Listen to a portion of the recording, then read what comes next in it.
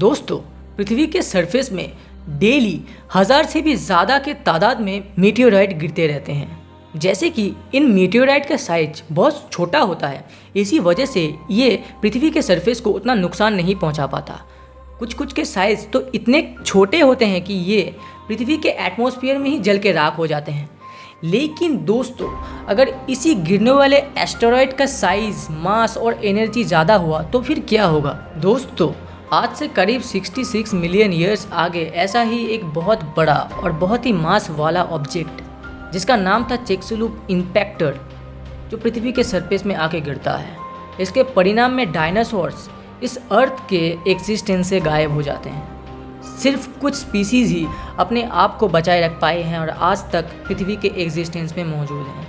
सो दोस्तों, of course ये तो एक चिंता की विषय है कि मॉडर्न युग में अगर ऐसा ही एक ह्यूज एस्टेरॉयड पृथ्वी के सरफेस में गिरा तो फिर क्या क्या हो सकता है। साइंटिस्ट कम्युनिटी रिसर्च करके कुछ सिद्धांत और कुछ पॉसिबिलिटी में आए हैं।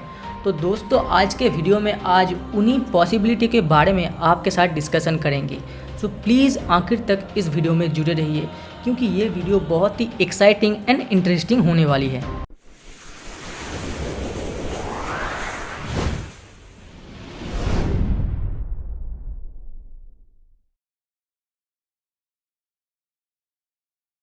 वेरी इंटरेस्टिंगली, आज से 14.5 मिलियन साल आगे जर्मनी में दो छोटे छोटे एस्टेरॉयड गिरे थे, जिनमें से पहला 1.5 किलोमीटर बड़ा था और दूसरा 150 मीटर बड़ा था। दोस्तों, आप लोग यकीन नहीं करोगे, इन छोटे एस्टेरॉयड से निकला एनर्जी हिरोशिमा नागासाकी के एटॉम बम के एनर्जी से 18 लाख गुना ज़्यादा था और इसने पूरे यूरोप को पूरी तरीके से तबाह करके रख दिया था। अब दोस्तों, एक 1.5 किलोमीटर और 150 मीटर बड़ा एस्टेरॉयड ही इतना तबाही मचा सकती है। अब सोचिए, एक 10 किलोमीटर बड़ा एस्टेरॉयड कितना तबाही मचाएगा। एक 10 किलोमीटर वाइड एस्टेरॉयड जो करीबन 40 किलोमीटर पर सेकंड के स्पीड में अर्थ के सरफेस की तरफ बढ़ रहा हो और अर्थ के सरफेस में टकरा जाए तो इससे निकला एनर्जी 300 मिलियन मेगाटन एनर्जी का समान होगा। आप अगर इम्पैक्ट जोन के 1000 किलोमीटर दूर पे भी मौजूद होंगे, तब इस विशाल एस्टेरॉयड के टक्कर से निकला आग के लपटे आपको दिखाई देंगी।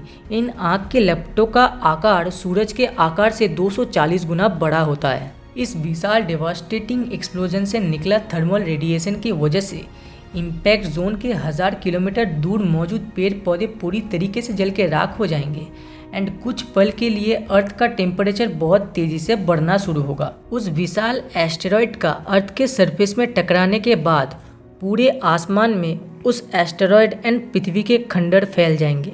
इम्पैक्ट से फैला डस्ट पूरे आसमान को घेर लेंगी एंड पूरा पृथ्वी अंधकार में डूब जाएगा।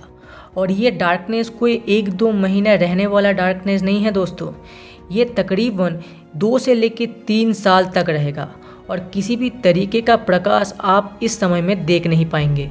इस टाइम के बाद पूरे दुनिया में फूड प्रोडक्शन बंद हो जाएगा एंड जो कुछ लोग बचे हुए थे वो भूख के चलते मर जाएंगे और कुछ लोग किसी तरीके से सर्वाइव कर लेंगे।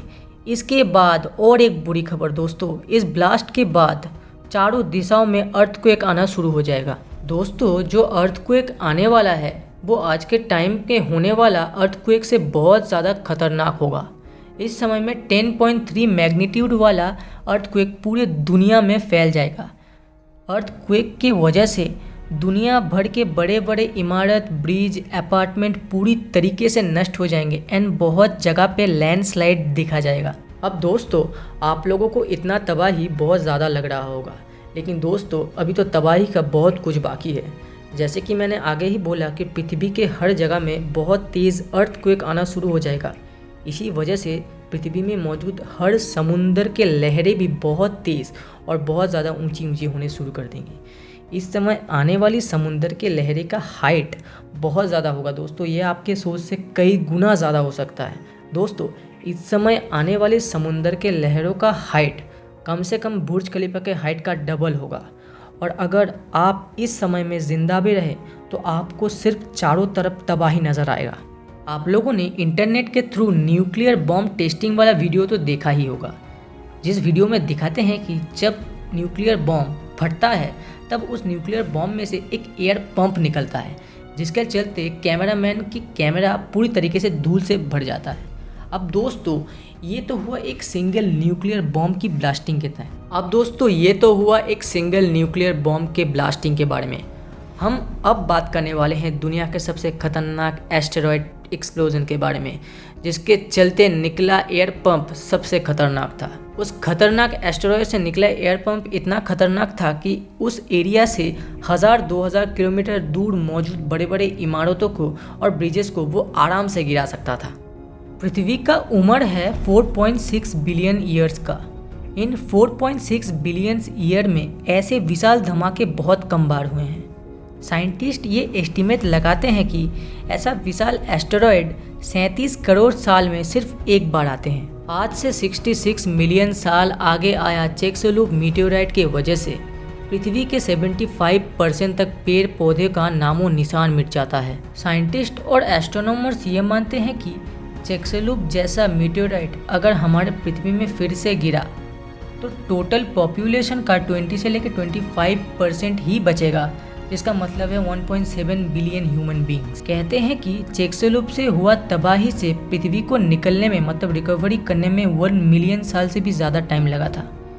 बट अगर फिर से ऐसा ही एस्टेरॉयड पृथ्वी के सरफेस में गिरता है तो फिर से आगे के पोजीशन में आने में उतना टाइम नहीं लगेगा, बट ये हर एक लिविंग बीइंग के लिए बहुत ज़्यादा टफ होगा। आखिर में तो दोस्तों मैं सिर्फ एक ही बात कह सकता हूँ कि ऐसे अनप्रेडिक्टेबल खतरे पृथ्वी में बहुत ज़्यादा मौजूद हैं।